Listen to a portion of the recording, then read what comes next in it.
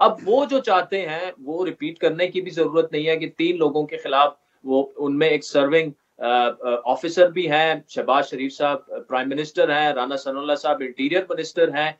ये मामला अब अदालत में चला गया और जिस तरह का प्रेशर हम जानते हैं पीटीआई डालती है इदारों पर, खुसूसन अदलिया पर, तो अब तो हुकूमत को शायद आना पड़ेगा अदलिया के तहफ़्फ़ुज़ के लिए। ये मामला किस तरफ जा रहा है? मतलब जो वो कह रहे हैं 3 लोगों का मोरद इल्ज़ाम ठहरा रहे हैं, क्या आप समझते हैं कि उनके खिलाफ मुकदमा दर्ज होना चाहिए, उसके बाद तफ्तीश हो, अगर वो बेगुनाह होंगे तो ऑब्वियसली। मेरा ख्याल तो ये है जी शाहजेब साहब कि इस मामले को तो अब बंद हो जाना चाहिए था।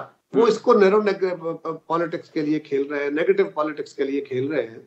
और खान साहब क्योंकि ऐसी चीजों से खेलते रहते हैं, उनका काम ही खेलना है, हर चीज को खेल समझते हैं। अर्ज ये है कि एक वकुआ हुआ, उस वकुए में खान साहब भी जख्मी हुए और भी कुछ लोग जख्मी हुए। अल्लाह ने करम किया कि वो उनकी जानें महफूज रही। एक हमारा भाई, हमारा साथी, एक सियासी कारकुन वो जो है इस शहीद हो गया, लेकिन ये जो टारगेट थे ये उससे महफूज रहे। अब आज खान साहब के जख्म भी देखे हैं। जो जख्म जो मेडिको लीगल के एक्सपर्ट हैं, मैं उनकी तरफ पोस्टमार्टम तो नहीं कहूंगा, मेडिको लीगल के जो एक्सपर्ट हैं वो ये कहते हैं कि जिस तरह उस जख्मों की नौयत है उस तरह के जख्म गोलियों से नहीं लगते।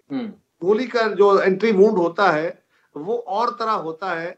ये लंबे जो निशान हैं ये गोलियों के निशान नहीं होते। मेरा मकसद ये नहीं है कि उन पे हमला नहीं हुआ और उन पे गोलियां नहीं चली, सब कुछ हुआ, लेकिन कई दफा ये होता है कि बंदा खुद अपने ही जाल में फंसता चला जाता है। अब इसके ऊपर इतने सवाल उठेंगे। सवाल ये है कि ये हो गया वाकया, आपने चाहा कि फला फला बंदा, अब आपकी ख्वाहिश के मुताबिक तो एफआईआर नहीं होती थी।